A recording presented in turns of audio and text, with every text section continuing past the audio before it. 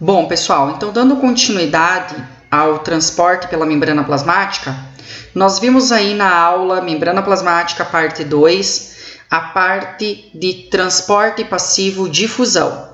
Vimos a difusão simples e a difusão facilitada. Qual que é a principal característica do transporte passivo? Não ter gasto de energia, não ter gasto de ATP. Agora nós vamos entrar na osmose. Continua sendo um processo de transporte passivo. No entanto, a osmose é uma exceção à regra. Por quê? Porque a osmose é o transporte de água e não mais soluto, não mais substância sólida como na difusão. E a água nas células, nos tecidos, nos órgãos, seja ele de um animal ou de uma planta, sempre a água vai ir do ambiente de menor concentração, hipotônico, para um ambiente de maior concentração, hipertônico. Por quê? Porque o papel da água é fazer com que haja o equilíbrio das células, o equilíbrio do gradiente de concentração das substâncias, a homeostasia do organismo. Então, sempre a água vai ir do ambiente hipotônico para o hipertônico. Então, quebrando a regra anteriormente, certo? Que ia do meio mais concentrado para o menos concentrado. Então, observem aqui, a principal característica que nós temos da osmose é justamente essa. A água vai do meio menos concentrado, hipotônico, para o meio mais concentrado, hipertônico, certo? Olhem aqui os exemplos. Aqui eu tenho um sistema, aqui está o meu soluto, certo? As bolinhas vermelhas, e aqui está a quantidade de água. Vejam que está igual inicialmente. Depois de um tempo, com a passagem da água para o lado de maior concentração, olha como a quantidade de água diminuiu aqui e veio para o lado B, ou seja, a água sempre vai do ambiente menos concentrado, veja bem, aqui eu nem tenho soluto, para o ambiente mais concentrado. E isso ocorre no nosso dia a dia em diversas situações da fisiologia do nosso corpo ou de fenômenos que ocorrem ao nosso entorno, tá? Então, olhem aqui como que ocorre a osmose. Aqui eu tenho uma solução isotônica. Observem, dentro da célula e fora da célula, mesma quantidade de soluto, mesma quantidade de bolinhas vermelhas que representam o soluto. Então, se eu tenho soluções isotônicas, o fluxo de água é constante e igual, tanto de um lado quanto para o outro. No segundo exemplo, na parte interna da célula eu tenho maior quantidade de soluto. Observe que tem mais bolinhas vermelhas aqui. Então, por consequência, a água vai sair de fora da célula, indo para dentro da célula, passando pela membrana plasmática, indo do meio hipotônico para o hipertônico. Ou seja, passando de uma região de menor concentração para maior concentração. E aqui no meu último exemplo, também a mesma situação. Aqui está a parte externa da célula, aqui está o meio intracelular, aonde que eu tenho mais soluto? Fora da célula. Como eu tenho mais soluto fora da célula, aqui está mais concentrado, a água vai ir de dentro para fora. Então, observem, nesses dois exemplos aqui, a água, que é um solvente, sempre vai ir por osmose do ambiente de menor concentração para o ambiente de maior concentração, tanto nesse exemplo quanto nesse exemplo aqui, certo?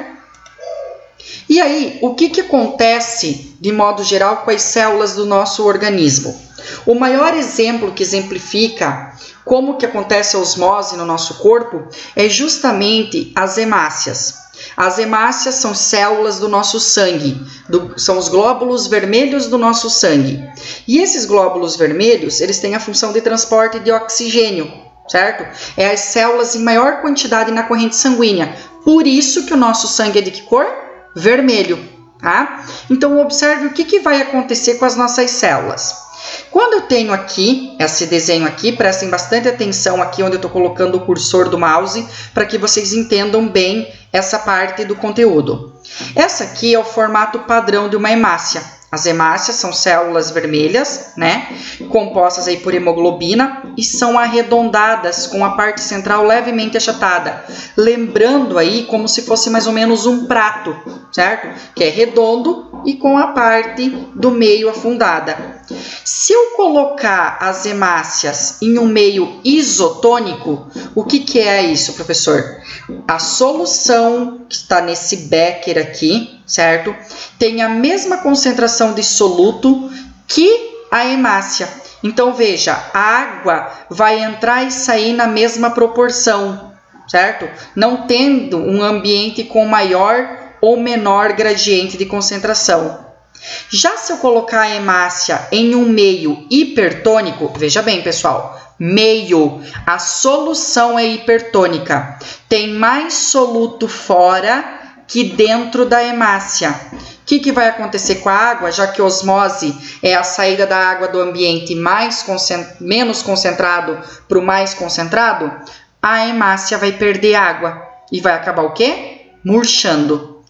Aqui no terceiro exemplo, eu coloquei uma hemácia em uma solução hipotônica, ou seja, a hemácia tem maior quantidade de soluto, o seu citoplasma está mais concentrado, está hipertônico em relação à solução. Então, a água vai entrar na célula, indo do meio da solução, porque ela é hipotônica, para dentro da hemácia.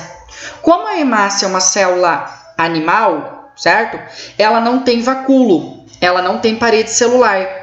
Com o passar do tempo, o que acontece com uma hemácia que é colocada no meio hipotônico? Ela estoura. Observem aqui no desenho, ela estourou, porque ela não dá conta, ela não consegue segurar toda a água que entra nela. O nome desse fenômeno se chama hemólise. Lise, quebra. Hemo, de hemácia. Então, ocorreu a quebra da hemácia, certo? Então, esse é o comportamento da hemácia quando colocada em soluções com diferentes concentrações. Vamos reforçar mais uma vez isso aqui. Ó, vou explicar utilizando um outro exemplo, mas ainda com as hemácias. Observem. Aqui eu tenho uma hemácia, observem que ela está no formato normal, certo? E ela está no meio isotônico. Estudos bioquímicos comprovaram que a concentração de soluto dentro da hemácia, certo? É igual a 9% de cloreto de sódio, aproximadamente 9 gramas, tá? Foi feita uma solução com 9 gramas de cloreto de sódio. Então, a hemácia está numa solução com a mesma concentração de soluto que ela. A água entra e sai na mesma quantidade, no mesmo fluxo. E, por consequência, a hemácia se mantém no mesmo formato. Então, em meio isotônico, a entrada e saída de água é contínua, mantendo o formato da hemácia. Já na minha segunda solução, eu tenho aqui a hemácia no meio hipotônico, ou seja, ela tem dentro dela 9 gramas de cloreto de sódio, mas a minha solução tem apenas 7%, 7 gramas aproximadamente de cloreto de sódio. Como o ambiente externo, a minha solução está menos concentrada, é hipotônica, o que vai acontecer com a água? Vai entrar dentro da hemácia, sai da solução, passando pela membrana plasmática e indo para dentro da hemácia.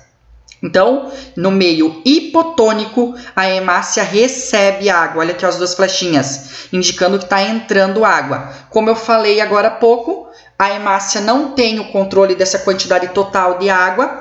Por consequência, acaba ocorrendo o quê? A lise da célula, a hemólise. Então, hemácia em meio hipotônico, hemólise da célula. Se eu colocar a hemácia num ambiente hipertônico, ou seja, que a solução é mais concentrada, tem mais soluto que o conteúdo interno, observem aqui, a minha solução tem 12% de cloreto de sódio, ou seja, está bem mais concentrado que o ambiente interno. Como a água vai do ambiente de menor concentração para o de maior concentração, a hemácia vai perder a água. Olhem aqui, hemácia em meio hipertônico, ou seja, mais concentrado que o seu citoplasma, ela perde água, conforme as flechinhas estão mostrando aqui. O que acontece com a hemácia? Perde o seu formato original. Fisiologicamente, o que isso interfere no nosso corpo? A hemácia transporta oxigênio para as células. Ela vai lá no alvéolo pulmonar e pega esse oxigênio que a gente inspirou e leva para as células para produzir energia, através da respiração celular. Se a hemácia não tiver o seu formato correto, como no meio isotônico, não vai exercer essa função. Por isso que a concentração do nosso plasma sanguíneo tem que ser idêntico à concentração do citoplasma da hemácia. Ou seja, o nosso plasma sanguíneo não pode estar nem hipotônico, nem hipertônico, certo? Se a hemácia estiver no meio hipotônico, enche-se de água, não comporta a quantidade de água que entra, estoura, hemólise. Se a hemácia foi colocada em meio hipertônico, maior concentração de soluto, ela perde água e murcha, certo?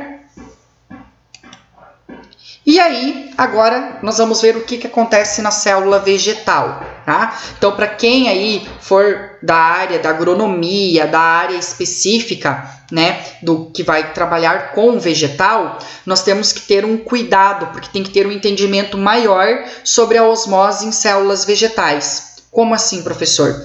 Como que é o comportamento de uma célula vegetal referindo-se à osmose?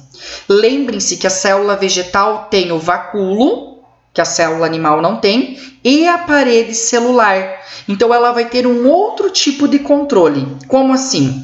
A célula vegetal, quando colocada numa solução hipertônica, ou seja, com maior concentração que o citoplasma dela, a água sai da célula e vai para essa solução, vai para esse ambiente. Óbvio, osmose é o quê? Do menos concentrado para o mais concentrado. Se aqui dentro eu tenho menos soluto, isso aqui é uma célula vegetal, né?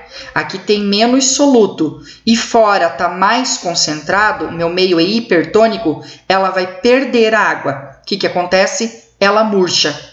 Só que para a célula vegetal nós temos um termo específico, tá? Isso só se aplica à célula vegetal. Quando a célula vegetal perde água para o meio, ela fica plasmolizada, que é o que ocorre quando uma planta murcha, certo? Que ela perdeu muita água, ou por transpiração, ou para o meio por causa da osmose.